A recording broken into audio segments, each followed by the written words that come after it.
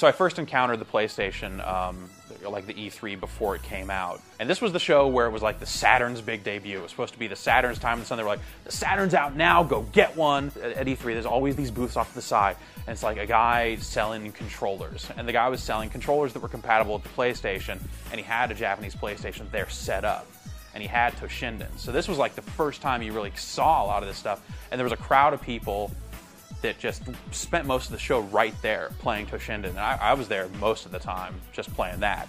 And right then and there, you kind of knew that the PlayStation was going to kick the shit out of the Saturn. I think like that system wowed me more than just about any other system in history. It wasn't a hugely impressive launch lineup, but some of the games really stood out. November came around, a lot of big games came out. Destruction Derby was really hyped, Twisted Metal, the first Tekken. November was kind of a big month for the PlayStation. When the original PlayStation came out, I wasn't a huge gamer. I had been a huge gamer previously, but I was quite happy just playing my Super Nintendo. When I went to university, I didn't have the money to buy a lot of games and everything, so it didn't even cross my mind to buy a PlayStation.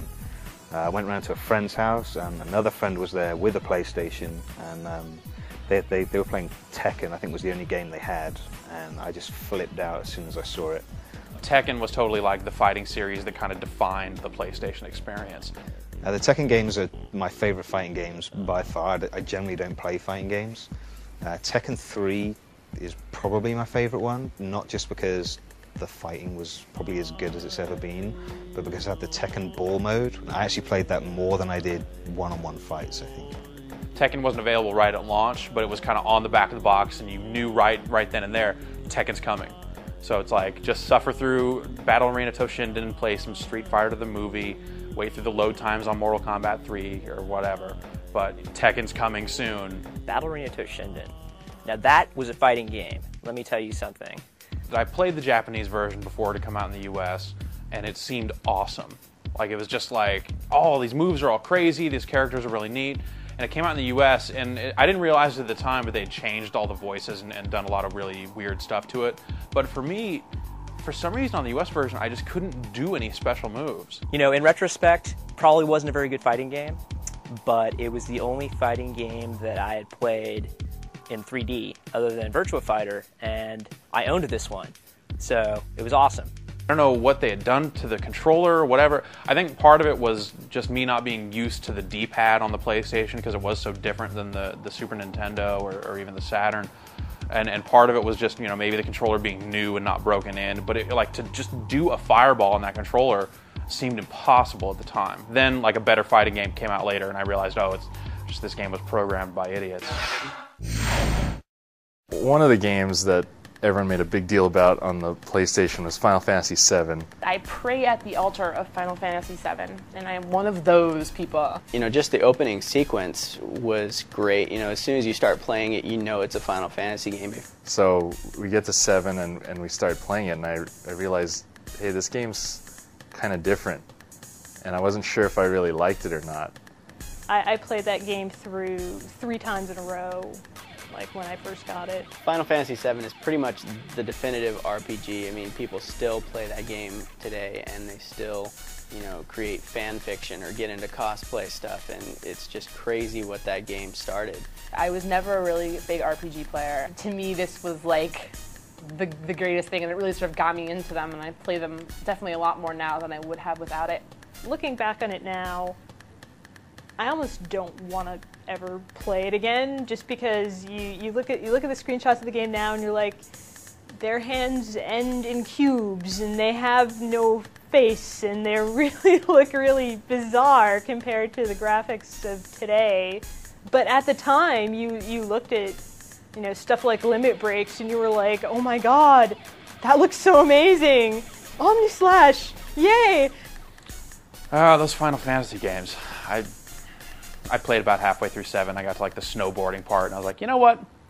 I don't think I want to play Final Fantasy 7 anymore. The best Final Fantasy is Final Fantasy 8. I don't care what anyone says. Why does everybody hate Final Fantasy 8 so much? I mean, the gameplay is a little flawed, sure. I mean, they could have thought out some of the gameplay concepts better, but the story is probably the best story in the entire series. had a great story, great storyline, great characters. I was a sucker for Squall. I loved that little furry jacket he had. Now, I didn't wear one, but I would look good in one. I really would.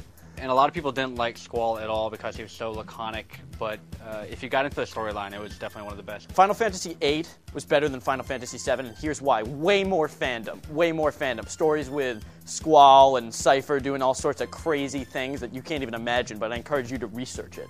You know what made me cry about Final Fantasy VIII? The fact that you couldn't turn off the summon animations. Remember that? It would take like 45 seconds every time you summon Shiva. I hated that.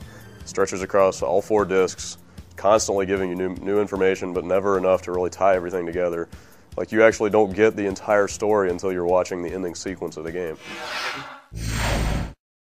Super Puzzle Fighter 2 Turbo, I remember kind of fondly because it was really popular in the office that I worked at when it came out. But I also remember it being really frustrating for me because I'm colorblind and the yellow and the green squares look identical in that game to me. So that was a really hard game for me to play against the guys in the office. There were a lot of really bad games on the PlayStation.